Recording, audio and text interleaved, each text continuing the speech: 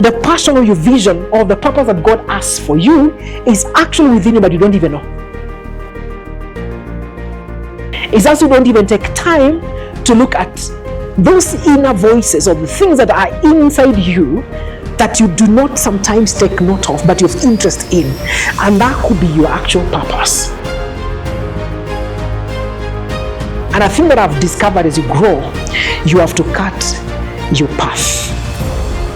You have to cut your path. Many people tell you no, but you are the one who knows why you want to do what you want to do. I grew up in the countryside, and as curious as any other young man, I was trying to find out how to get myself up and how to become relevant. But I didn't even know how to become relevant. How many of you here are in college? Let me see. Good, excellent. How many of you are just in your between 0 to 5 years of employment? Let me see. 0 to 5 years of employment. That's a majority number. How many of you here are between 5 to 10 years of employment? Let me see. 5 to 10 years. Hey, 2 guys, 3 guys. Give them a clap. They have taken some time to, what I would say, start building their career. Some few years ago, I was born somewhere in Machakos. And you see, as we have it, when you get born again, when you get born, you don't even understand who you are. You don't even know where you are. You rely on your mother and your dad and your uncles and people around you to make you something, right? And when I remember a story about myself is when I was in nursery school. That's when I remember myself. When I recall back is when I remember myself when I was in nursery school. And at that time, I don't know what nowadays we do. At that time, we were doing everything that we used to do at that time was being done on the sand. So, kwa mchanga, you write your name there. There was no books, you write your names on the sand, then you wipe it out. And then at around 12 at noon, you sing that song, and then you say "Ore," and then you dash what? You dash home. I remember that very well, because there used to be our best moment of the nursery school, because there was that song that our teacher used to teach us. Then the last thing you say, you say "Ore," we jump up, we clap our hands, and then we dash. And then I remember when we used to compete towards the gate, who exits first one. And several times, of course, I was not the first. Several times I was the last. But again, that's how life is. You think you're doing your best, but you find yourself being the last. At times, as you grow, you don't realize that you are where you don't want to be. You're where you don't want to be. According to you've done your best, but you find yourself at the last. So I remember when I got myself in class 1, and I think in class 1, I don't know whether I mentioned this, but I remember I was in class 1 in 1983. Yeah, that's when I was in class 1, I think, yes. 83, 82, that's when I was in class 1. And I remember very well, our teachers at the time, okay, they did a good job, right? But again, we could want some more engagement, but they were not that engaged. And I remember one time I had a problem of some, I don't know what I had eaten. My stomach was misbehaving. And I went to talk to this teacher, and I told the teacher, I want to go to the toilet.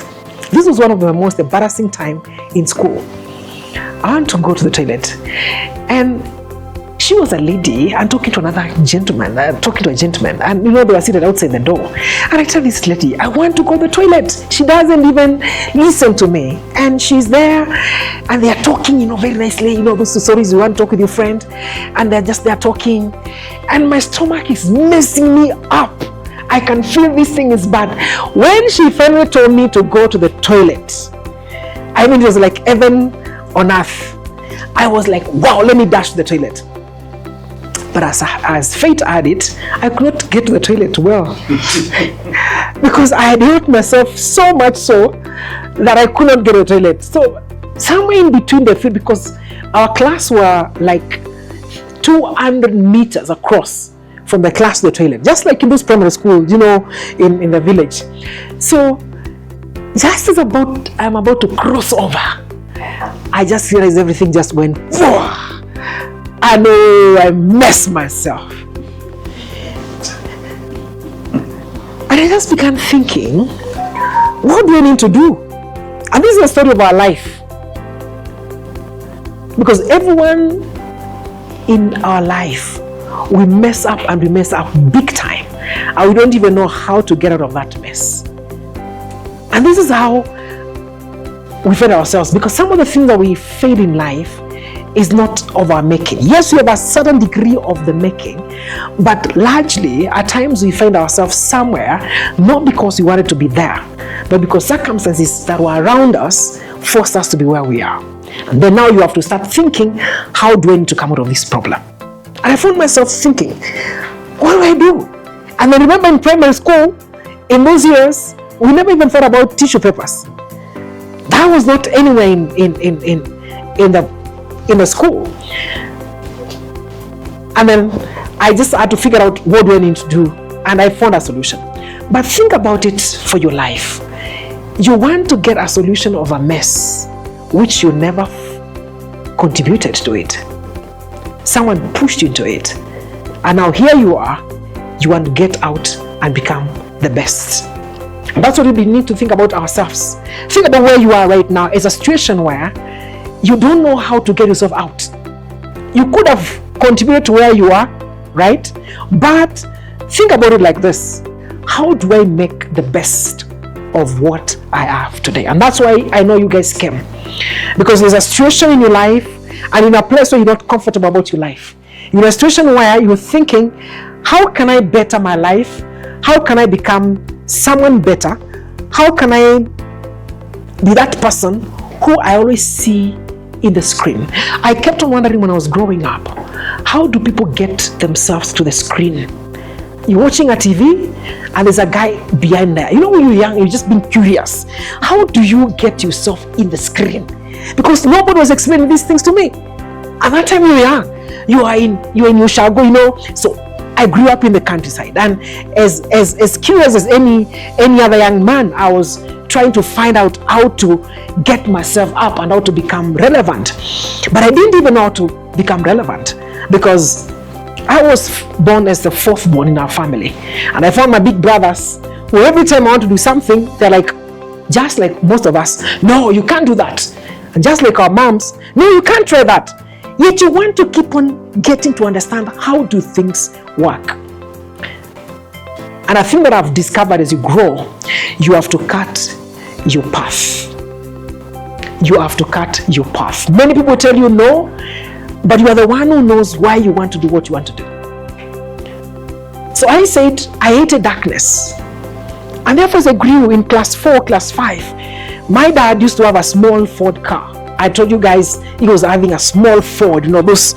My dad was one of the guys to get a car those many years. But it was one of those odd, very nice old car. And what kept bothering me was, when he comes back, because he used to come on Saturdays and he leaves back on Monday. When he used to come home and we drive in his car, there is a lot of light on the road. When the car disappears, we are left in darkness. And I used to wonder, do we have to be in darkness, honestly? Do we really have to be in darkness? Is this thing made for us because we're in Ushago? Because we are somewhere where it's dark? So I remember I reading something somewhere that you can get light from the toilet. And when I thought about that, I never got some enough research. But I thought, someone told me you can get energy from the toilet. And I said, wow, it was a light bulb moment. Thomas Edison again. And I said, okay, this is what I'm gonna do. I took a bath from my dad's car and I said, we have the toilet here, so I'm gonna make light for our home. And I went, I took a bulb and I took a ever-ready battery and I put 2 wires, one on the positive and the negative, and I dug a trench towards the toilet and I put the bulb in the house. And I dropped the bulb, the battery and the wire connections into the toilet. And I ran to the house because I knew by the time I'm getting to the house, there will be power. You know, the bulb will be ready to light. You know, it's a pit latrine, right? Of course, there were no flashlights in toilets those times. So I dashed to the house to go and see is the bulb lighting, and I was so happy. I was so, But I get to the house, and to my disappointment, the bulb was not on, and you could see the disappointment on my face.